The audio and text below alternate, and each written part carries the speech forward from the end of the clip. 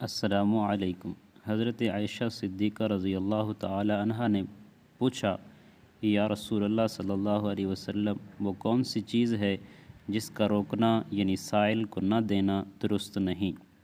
حضور نبی کریم صلی اللہ علیہ وسلم نے فرمایا، پانی، نمک اور آگ۔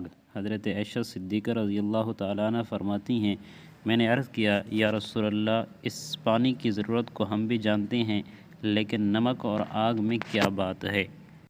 یعنی یہ چیزیں تو پانی کے برابر نہیں ہیں۔ آپ نے فرمایا، اے حمیرہ، یاد رکھ، جس نے کسی کو آگ دی تو جس قدر چیزیں اس آگ سے پکیں گی، گویا وہ سب اس نے اللہ تعالیٰ کے لیے دی ہیں، اور جس نے کسی کو نمک دیا تو جس قدر اس نمک سے خوش ذائقہ کھانے تیار ہوں گے، گویا وہ سب اس نے اللہ کی راہ میں دیے۔ اور جب کسی شخص نے کسی مسلمان کو ایسی جگہ پانی پلایا جہاں پانی مل سکتا ہو، تو گویا اس نے غلام آزاد کر دیا، اور جس کسی نے ایسی جگہ پانی پلایا جہاں پانی نہیں ملتا تھا، تو گویا اس نے پیاسے کو زندگی عطا کر دی۔